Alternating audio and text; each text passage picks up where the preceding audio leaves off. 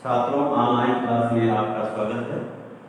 और इसके पहले हमने जो है तीसरे यूनिट के दूसरे पार्ट को पढ़ाया था, जिसमें प्रतिरक्षण विज्ञान की संकल्पना यूपीके के बारे में चर्चा किया था। आज हम कर रहे हैं तीसरा पार्ट, मानव कल्याण में सूक्ष्म जीव, माइक्रोजीव। तो ध्यान दीजिएगा, सूक्ष्म जीवों का मानव के लिए क्या क्या योगदान है, उसे 7 भागों में विभाजित किया गया है। प्रथम है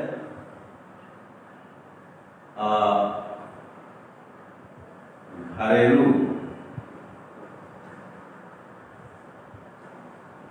उत्पादों। घरेलू उत्पादों में सूक्ष्म जीव, माइक्रोब्स,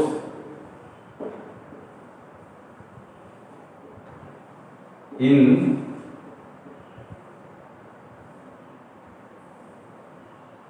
हाउस होल्ड प्रोडक्ट्स। दूसरा, औद्योगिक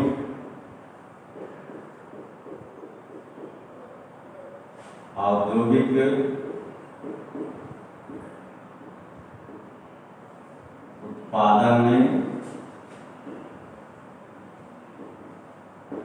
सूक्ष्म जीव, माइक्रोब्स, इन इंडस्ट्रियल प्रोडक्ट्स। तीसरा, वाहित मल उपचार में सूक्ष्म जीव, माइक्रोब्स, इन सीवेज ट्रीटमेंट।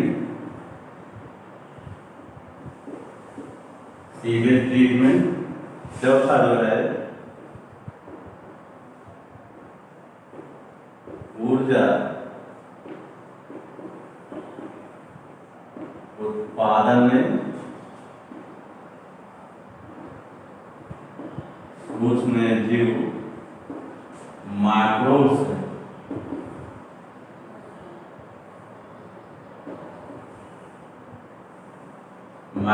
इन एनर्जी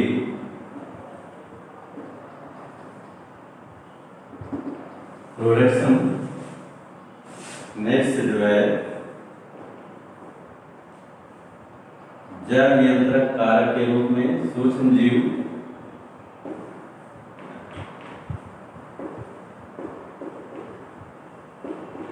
जैव नियंत्रक कारक के रूप में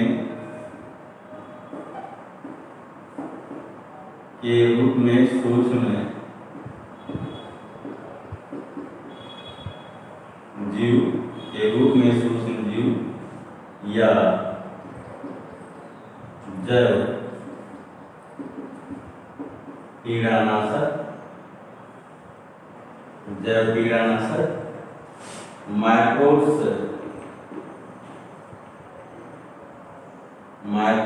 as bio control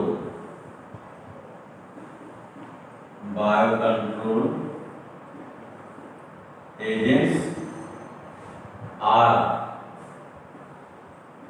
bio pesticides. Next जो है छठा जो है जैव उर्वरक के रूप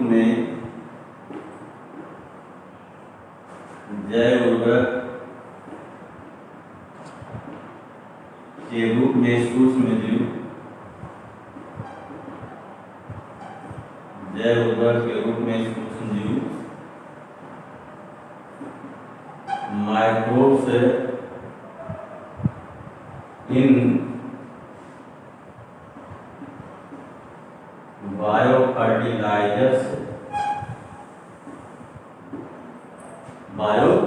फर्टिलाइजर्स और सातवां जैविक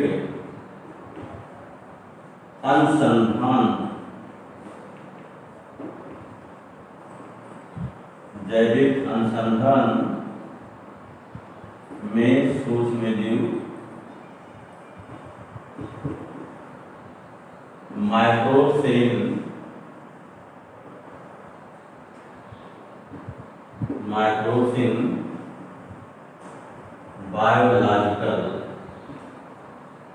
बायोलॉजिकल रिसर्च।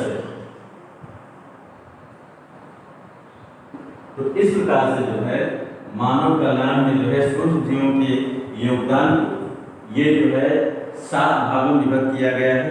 प्रथम घरेलू उत्पादों में सूक्ष्म जीव माइक्रोसिन हाउस होल्ड प्रोडक्ट, दूसरा औद्योगिक उत्पादन में सूक्ष्म जीव माइक्रोसिन इंडस्ट्रियल प्रोडक्ट, तीसरा जो है वाहिक मल उपचार में सूक्ष्म माइक्रोसिन सीवेज ट्रीटमेंट, और चौथे को कहते हैं ऊर्जा उत्पादन सूक्ष्म माइक्रोसिन एनर्जी प्रोडक्शन, और जो है पांचवा जो है जैव नियंत्रण कारक के रूप में सूक्ष्म जीव या जैव कीड़ानाशक microbes as bio control agent, और जो है बायो पेस्टिसाइड्स, और जो है छठा जो है जैव उर्वरक के रूप में सूक्ष्म जीव माइक्रोब्स इन बायो फर्टिलाइजर्स, और सातवां जो है जैविक अनुसंधान में सूक्ष्म जीव माइक्रोब्स इन बायोलॉजिकल रिसर्च। अब आइए हम चलते हैं प्रथम घरेलू उत्पादों में सूक्ष्म जीव।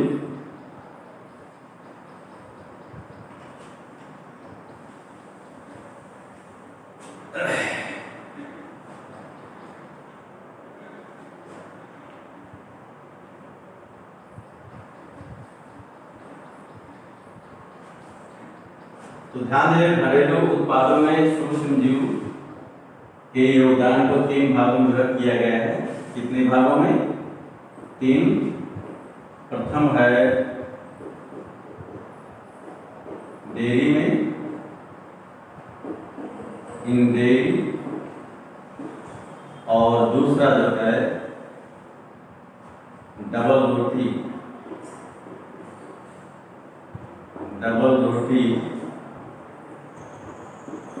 बनाने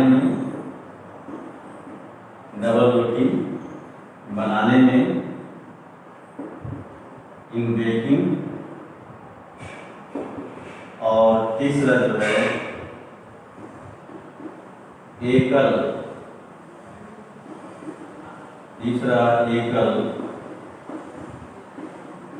उसका प्रोटीन को कहते हैं SCP या single cell protein.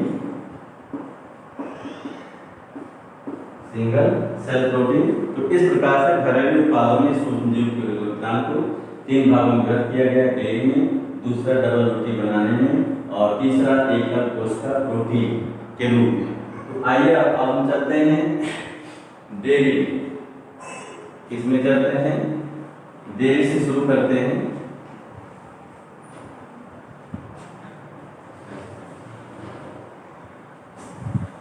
Number 1 dairy में चलते हैं।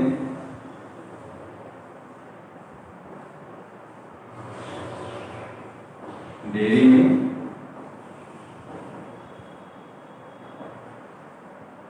ध्यान दीजिएगा, डेयरी में योगदान से पहले आपको एक चीज पढ़ना पड़ेगा, पाश्चुरीकरण।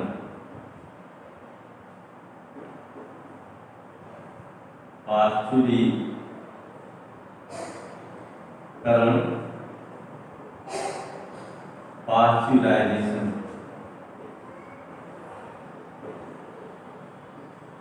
पाश्चुराइजेशन क्या है?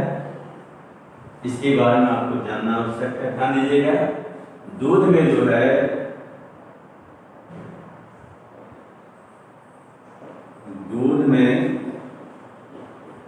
लैक्टोबैसिलस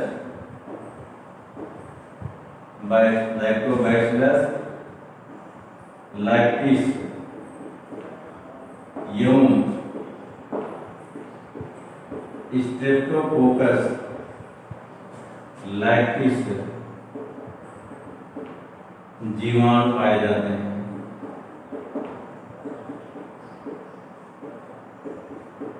दो जीवाणु पाए जाते हैं जो दूध की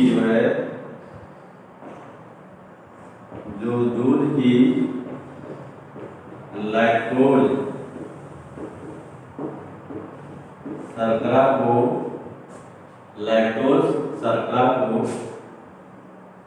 लैक्टिक एसिड में परिवर्तित करते हैं। क्या करते हैं? परिवर्तित करते हैं, जिससे दूध खराब हो जाता है। दूध खराब हो जाता है। इसीलिए इन जीवाणुओं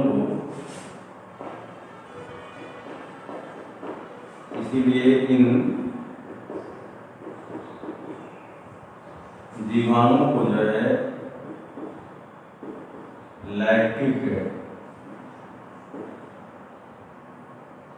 लैक्टिक अम्ल जीवाणु या लैक्टिक एसिड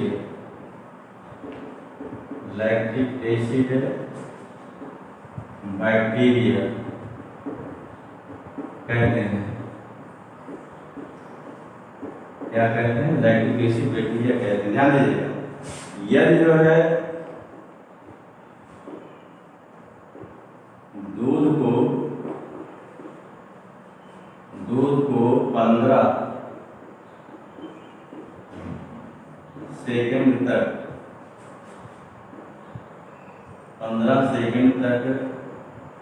71 डिग्री सेल्सियस या 30 मिनट तक 68.8 डिग्री सेल्सियस तापमान पर गर्म करके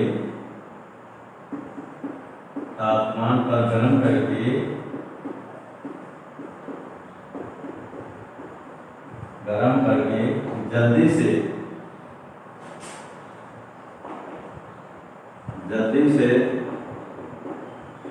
ठंडा किया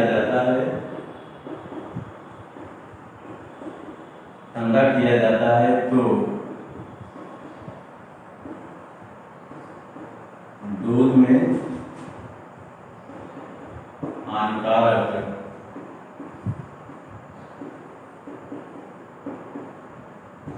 जीवाणु कम हो जाते हैं, जिससे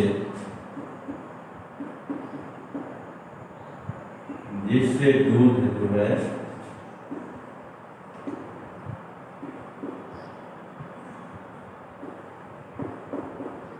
खराब नहीं होता है।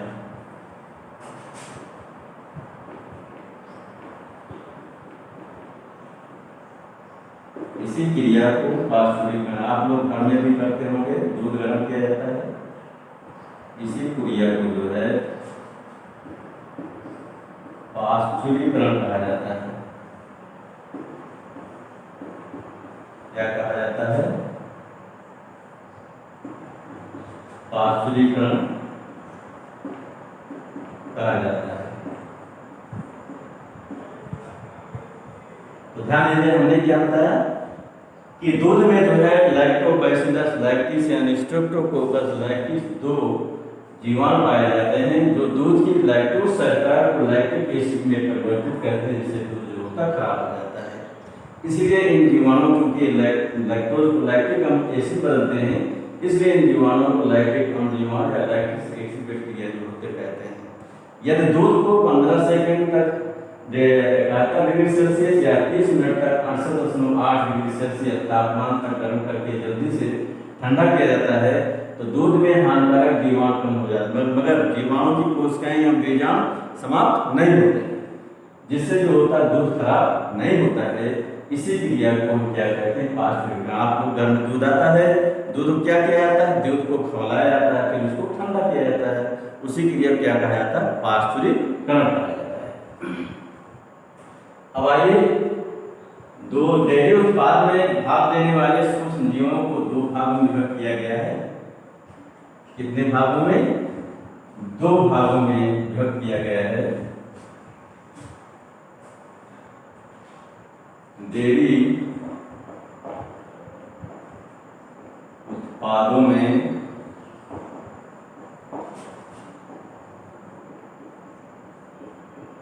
भाग लेने वाले सूक्ष्म जीवों को दो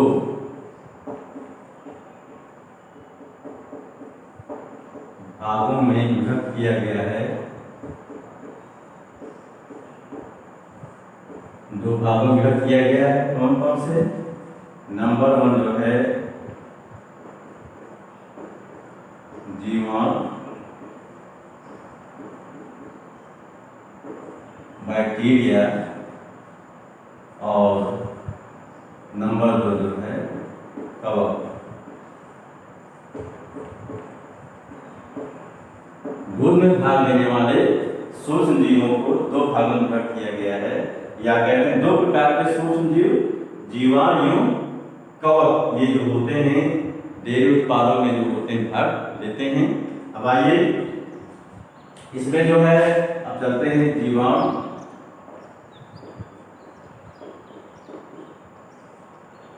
जीवाणु कौन कौन से उत्पाद का बनाते हैं? बैक्टीरिया किन किन उत्पादों के निर्माण में भाग लेते हैं? नंबर 1, आइए दही आप लोग खाते हैं, कर्ड। ये दही जो होती है स्टेप्टोकोकस लैक्टिस जीवाणु होता है, दही के निर्माण में भाग लेता है। दूसरा जो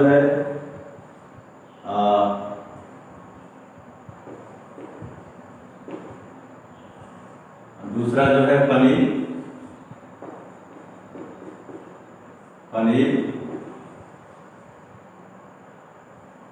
चीज। पनीर के उत्पादन में दो जीवाणु भाग लेते हैं।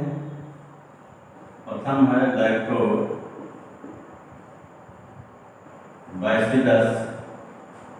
लैक्टिस, और दूसरा जीवाणु है ल्यूकोनास्टा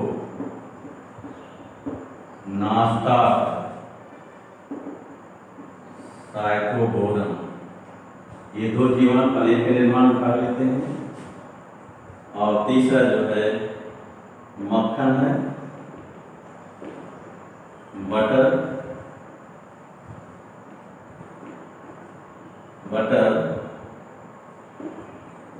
बटर में ये ऊपर वाला जीवाणु भाग लेता है, स्टेप्टोकोकस लैक्टिस जो है इसके भाग में निर्माण में मक्खन के निर्माण में भाग लेता है। चौथा है योगर्ट माने ऐसी दही जो हाथ में उठा लीजिए गिरे नहीं, उसको कहते हैं योगर्ट। इसके निर्माण में लैक्टोबैसिलस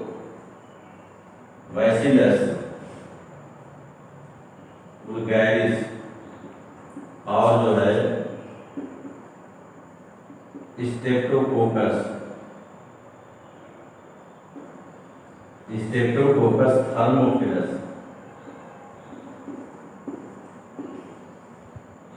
तो ये दो जीवाणु भाग लेते हैं। अब आइए दूसरा हम चलते हैं कवक फंजाई। तो ध्यान दें, कवक जो है ये एक ही प्रोडक्ट में भाग लेता है, वो है पनीर।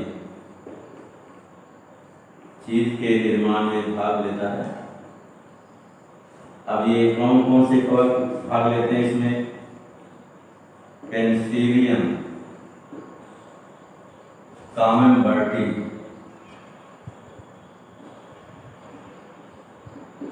और जो है दूसरा है पेनिसिलियम की दूसरी जात है पेनिसिलियम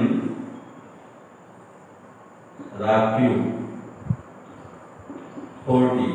तो ये दो जो कवक होते हैं, कवक की पेनिसिलियम की दो जातें जो होती हैं, ये पनीर के निर्माण में, इसलिए जो है डेयरी उत्पादन में भाग लेने में सूक्ष्म को भागों में भाग किया गया है। जीवाणु कवक, जीवाणु कौन कौन से चीज बनाते हैं? ये दही के निर्माण भाग लेते हैं, स्ट्रेप्टोकोकस लाइटिस से भाग लेता है। पनीर के निर्माण लैक्टोबैसिलस लाइटिस और लिपोनास्टक साइटोगोनम। मक्खन के निर्माण में पहला वाला जीवाणु स्ट्रेप्टोकोकस लाइटिस भाग देता है। योगर्ट ने जमी हुई एकदम थक्के वाले दही के निर्माण में लैक्टोबैसिलस बुल्गारिस और स्ट्रेप्टोकोकस थर्मोफिलस जीवाणु भाग लेते हैं। दूसरा है कवक, कवक जो है जो पनीर के निर्माण भाग लेते हैं, इसमें पेनिसिलियम हो जाती है, पेनिसिलियम का कामेम्बर्टी और पेनिसिलियम राक्यू 40 दो कवक जो होते हैं पनीर के निर्माण में भाग लेते हैं।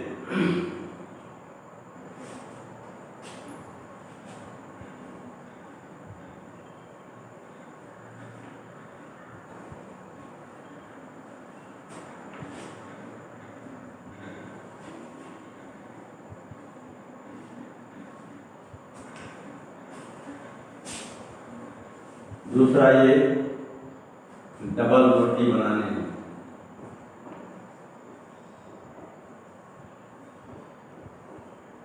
डबल रोटी बनाने में इन बेकिंग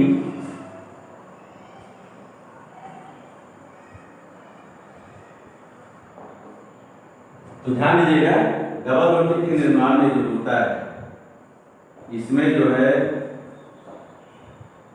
ईस्ट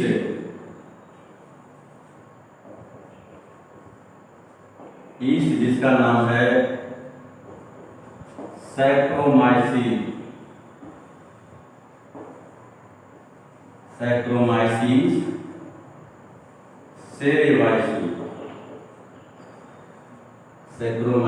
सेरेवाइसीन जो है ये भाग लेता है इसके निर्माण में। ध्यान दीजिएगा, इसमें जो है डबल रोटी के निर्माण में इसमें मैदा छाना जाता है। गीले मैदे में ईस्ट को मिलाकर जो है किण्वन की क्रिया कराई जाती है। किण्वन फर्मेंटेशन की क्रिया कराई जाती है। क्रिया कराई जाती है। ध्यान दीजिएगा, ईस्ट में जो है ईस्ट में एमाइलेज या इसी को इन्वर्टेज भी कहा जाता है। एमाइलेज यम जाइमेज नामक दो एंजाइम होते हैं। कितने एंजाइम होते हैं? दो एंजाइम होते हैं। ध्यान देगा, जिसमें जो है जिसमें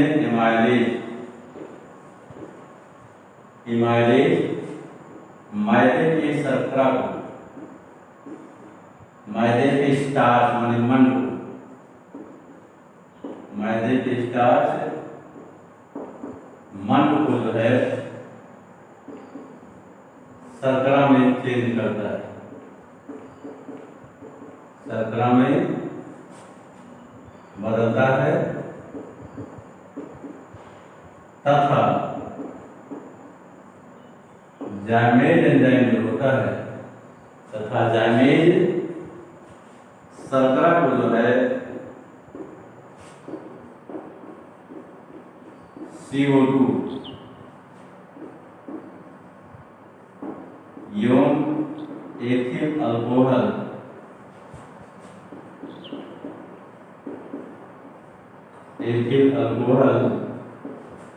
में विकसित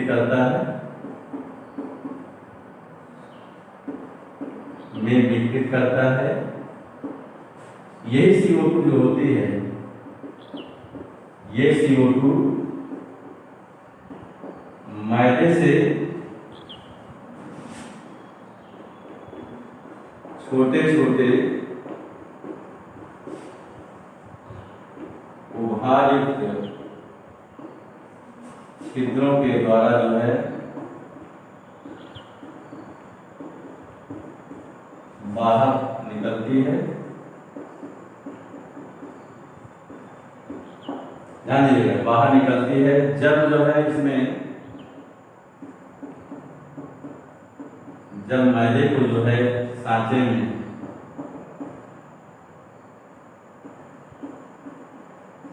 में रखकर जो है भट्टी में डाला जाता है, भट्टी में डाला जाता है तो डबल रोटी जो होती है जो आप खाते हैं ब्रेड पाव, डबल रोटी जो होती है फूल जाती है यूं छिद्रों युक्त हो जाती है, यूं छिद्रयुक्त हो जाती है।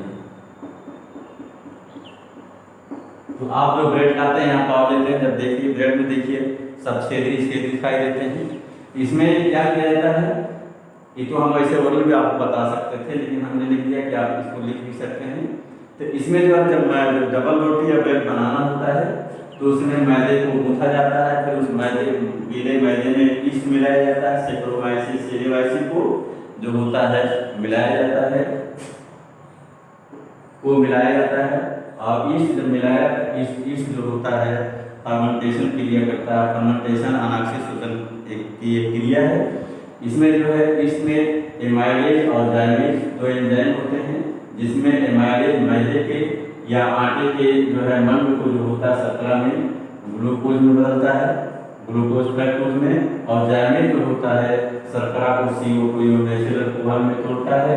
फंक्शनल जो CO2 होती है मैदे से जब किरण क्रिया होती है मैदे से छोटे छोटे उभारे छिद्रों के रूप में बाहर निकलती है, और जब इस मैदे को जो है डबल रोटी की सांचे में रखकर भट्टी में जो होता डाला जाता है तो डबल रोटी जो होती है फूल जाती है, योग जो है छिद्रयुक्त हो जाती है। क्या हो जाती है? छिद्रयुक्त हो जाती है।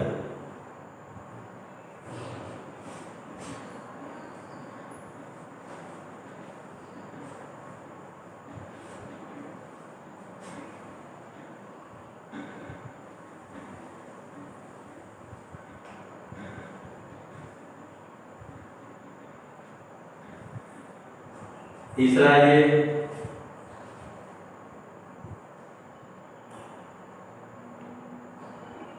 एकल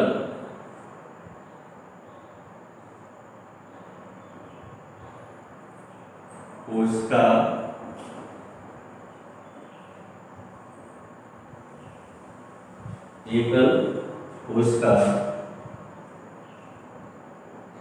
प्रोटीन एकल कोशिका protein SCP single cell protein. ध्यान दीजिएगा, एकल एकल कोशिका प्रोटीन क्या है? एकल कोशिका प्रोटीन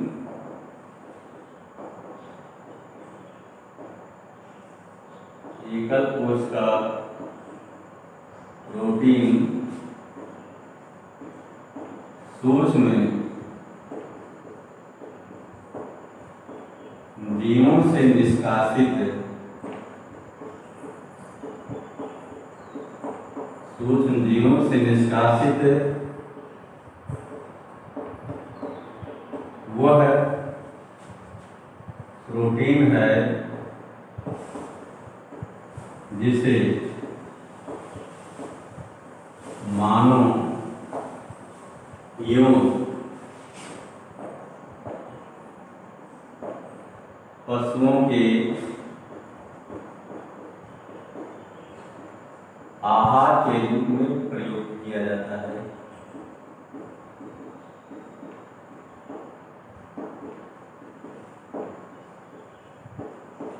क्या है एकल कोशिका प्रोटीन? तो एकल कोशिका प्रोटीन सूक्ष्म जीवों से निष्कासित वह प्रोटीन है जिसे मानव एवं पशुओं के आहार के रूप में जो होता है प्रयोग किया जाता है। इसमें जो है वसा नहीं होता है,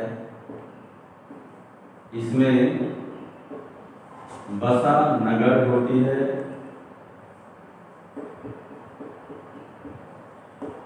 परंतु इसमें प्रोटीन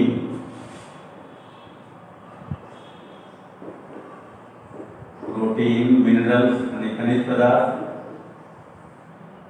एवं जो है विटामिन प्रचुर मात्रा में पाए जाते हैं।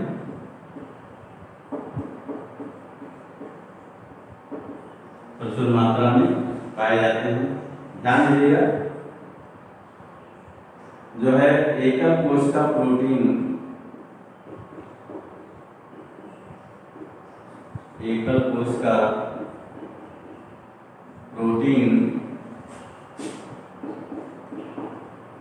शब्द का प्रयोग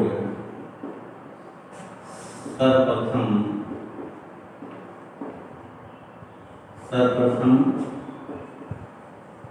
कैरोलियल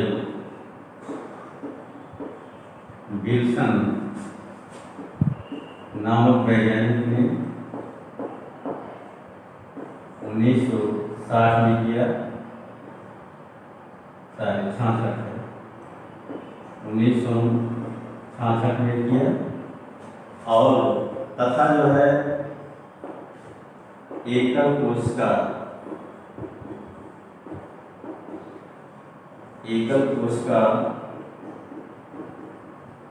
प्रोटीन का उत्पादन 1960 से प्रारंभ हुआ। 1960 से प्रारंभ हुआ। अब कौन कौन से जो है सूक्ष्म जीव इसमें भाग लेते हैं? यहाँ लिखते हैं कि निम्न सूक्ष्म जीव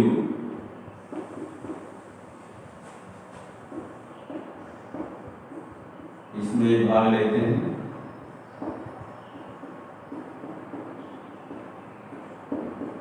अब कौन कौन से हैं? नंबर 1 आइए, इसमें शैवाल में, एल्गी में 2 शैवाल इसमें भाग लेते हैं। क्लोरेला, इनमें प्रचुर मात्रा में प्रोटीन पाई जाती है। आजकल मार्केट में स्पाइरुलिना के नाम से भी जो है एकल कोशिका प्रोटीन है, मैं उसका स्वयं सेवन करता हूँ। दूसरा जो है जीवाणु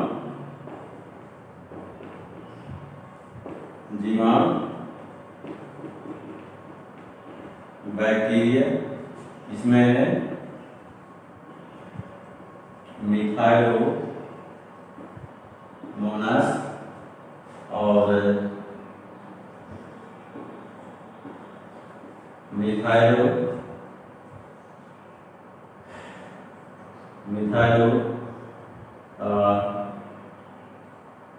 मिथाइलोट्रापस,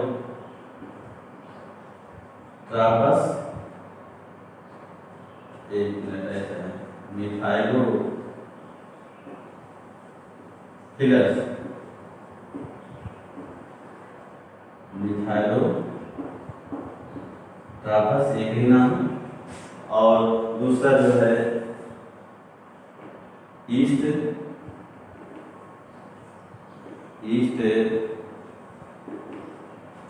इसमें कई ईस्ट भाग लेते हैं। नंबर 1 है कैंडिडा लाइकोलिटिका,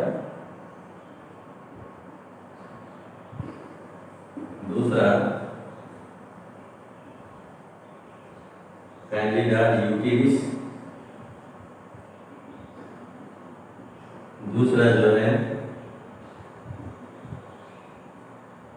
इंडोमाइसिस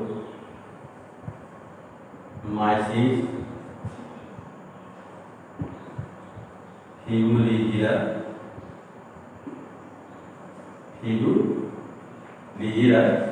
ये जो होते हैं भाग लेते हैं।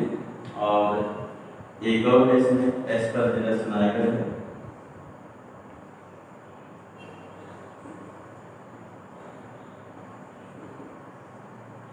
और दूसरा ये तंतुमय कवक,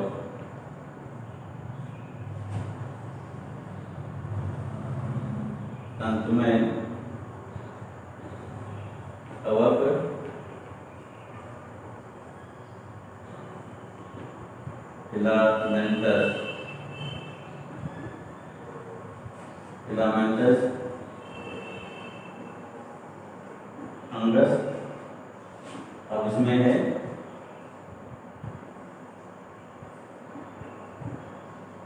कीटोमियम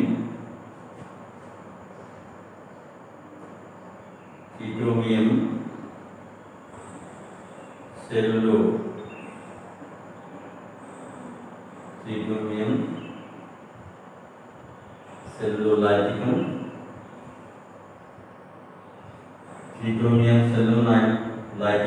दूसरा है फ्यूजेरियम,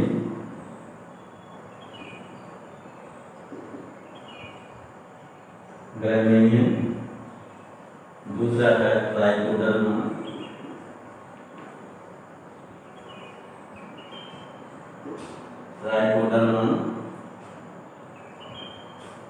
वायराइटी,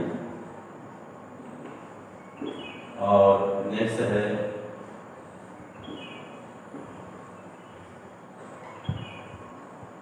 बेसिलोमाइसिस,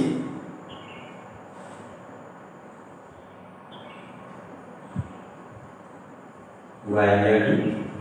तो इस प्रकार से इतने सूक्ष्म जीवाणु जो होते हैं, शैवाल, जीवाणु, ईस्ट और तंतुमय कवक जो होते हैं, एकल कोशिका प्रोटीन के निर्माण में फिर भाग लेते हैं। फिर समझिए, एकल कोशिका प्रोटीन जो है सूक्ष्म जीव निष्कासित वो प्रोटीन है जिसे मानव एवं पशुओं के आहार के रूप में जो होता है प्रयोग किया जाता है।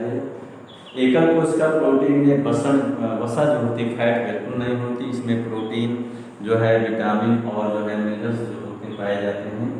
एकल कोशिका प्रोटीन शब्द का प्रयोग सर्वप्रथम कैरोल विल्सन ने 1966 में किया तथा जो है एकल कोशिका प्रोटीन का उत्पादन सर्वप्रथम जो है 1960 से प्रारंभ हुआ। इसमें जो है 4 प्रकार के सूक्ष्म जीव भाग लेते हैं। नंबर 1 जो है शैवाल में क्लोरेला स्पाइरुलिना, जीवाणु में मिथाइलोमोनस, मिथाइलोफिलस, मिथाइलोट्रापस, और जो है दूसरा ईस्ट में है कैंडिडा लाइकोलिटिका, कैंडिडा यूटिलिस, इंडोमाइसिस फिबुलिजिया, और जो होता है एस्परजिलस नाइगर। इसी प्रकार तंतुमय कवक में जो होता है चीटोमियम जो है सेलुलोलाइटिकम, फ्यूजेरियम, ग्रामिनियम, ट्राइकोडर्मा वायराइटी, और बेसिलोमाइसिस जो है वायराइटी। तो इस प्रकार से छात्र ऑनलाइन क्लास हम यहाँ समाप्त करते हैं। इसकी आगे कल चर्चा करेंगे।